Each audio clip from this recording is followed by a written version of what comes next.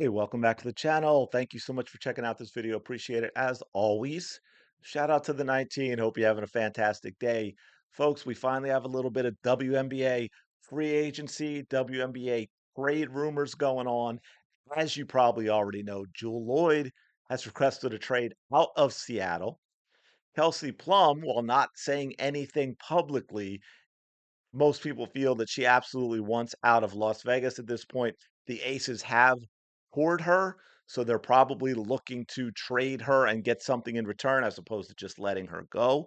So now the two of these two players, along with the Los Angeles Sparks, have been connected in a possible three-team trade that would be a huge deal for obviously all three franchises, but it also is affected, or I should say, impacts other free agents and other possible trade pieces who may want to play for any of those three teams. Again, now this year there will be 13, but we're talking about a 12 league team. So a three-team trade is a full quarter of the league. So it's going to have impact on what other teams are doing or what other players want to do.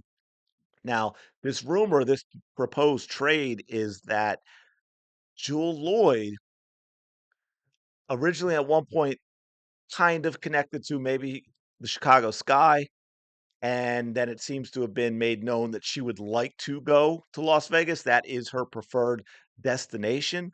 Plum wants to leave Las Vegas. However, a Plum Lloyd trade in terms of what would benefit Seattle isn't necessarily the greatest thing because of how, say, Plum and Skylar Diggins Smith would play or not play together in a way. So we've brought in the Los Angeles Sparks. The idea being now that Jewel Lloyd goes to Las Vegas, Kelsey Plum goes to the Sparks, and then the Sparks send something to the Seattle Storm. Of course, that's something which could be the sticking point for this trade because I don't know if Los Angeles would want to give up either of these things, and that is either their pick, which is number two, or one of their young players, one of their rookies, such as Rakia Jackson or Cameron Brink. I'm not sure either one of those is actually a great trade for the Los Angeles Sparks.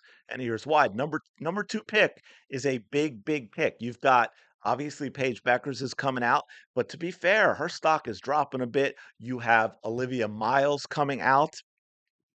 You have Haley Van Lith, who kind of after her year with LSU kind of was like, well, now do we even know if she's getting drafted? But she is having a fantastic year at TCU. And in fact, I have another video that's going to talk a little bit about Haley Van Lith because I think what she's doing is actually going to surprise a lot of people when you compare her to certain other players, such as Paige Beckers. Now, Jewel Lloyd is already on a 2-year supermax, as it says here. So I think she has 1 year left, right? I think it was signed in 2023 for 24 and 25. So that is, the super max of 249 and change. Kelsey Plum would get a super max. Now Seattle's also poured Gabby Williams. I don't know if the intent is to trade her, but pouring her, that's Seattle's got some issues with some cap space. So Cameron Brink and Rakia Jackson both on rookie deals. You have a rookie coming out in terms of if they get the draft pick.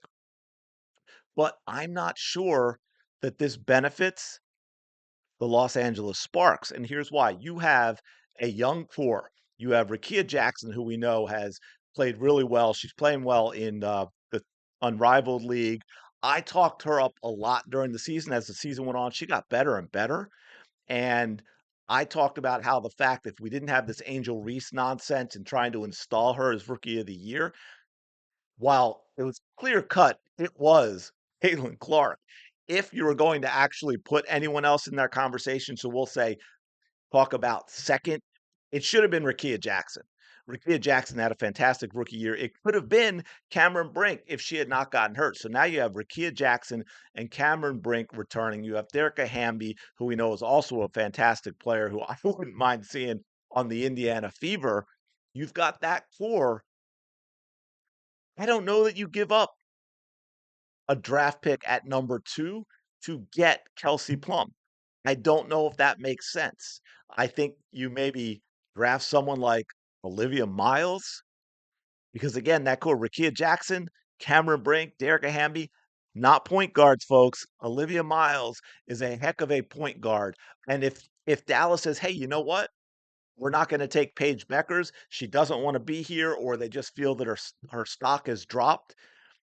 Then the Los Angeles Sparks take Paige Beckers as a point guard, and then they slot her into that team, who's going to have a much reduced salary compared to Kelsey Plum at this point in time, obviously. And then you've got that is a young, exciting team. Rakia Jackson, Cameron Brink, Derek Hamby, and then throw in, say, Olivia Miles as a rookie.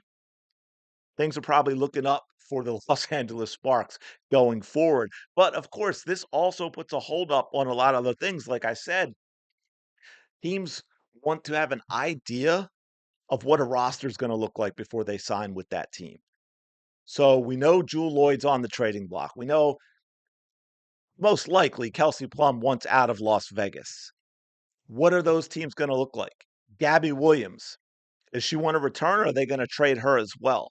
Seattle Storm could look very, very different, and free agents want to know, hey, when I go somewhere, if I decide to come play for you, I want to know what that roster is going to look like. So this could hold up a lot of other things. We'll see what happens going forward, but I wanted to bring this to your attention. It just dropped.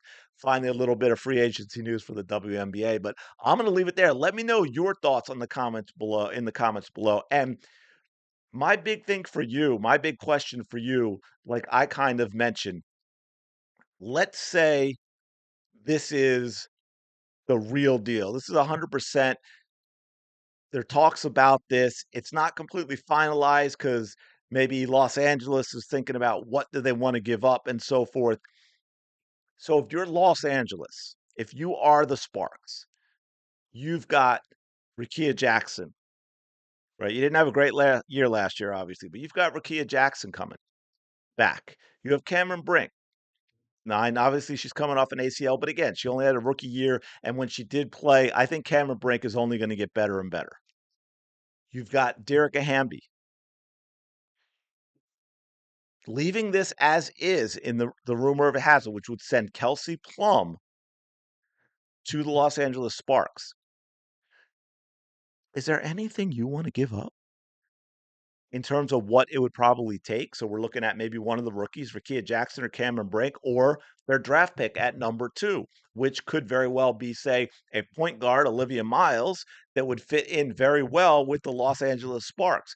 Do you think that is a trade you would want to see happen if you are LA? Do you want to give up Rakia Jackson, Cameron Brink, or the number 2 pick in order to bring in Kelsey Plum as part of your rebuilding process? Or do you say, you know what? We're going to go young, we're going to go talented, and we're just going to build. We're going to have our growing pains, but it's for the future, and we're going to be something. And that future, if we bring in Kelsey Plum, it might seem to come a little quicker, but what we're really going to need to get to, Kelsey Plum probably is going to be past her prime at that point. So let me know your thoughts in the comments below. And look, hey, if you want to say, hey, I wouldn't make the trade as from Seattle or the Aces standpoint either, cool. Let me know about that as well. I appreciate it. Don't forget to like and subscribe if you're enjoying the content, and I will talk to you later.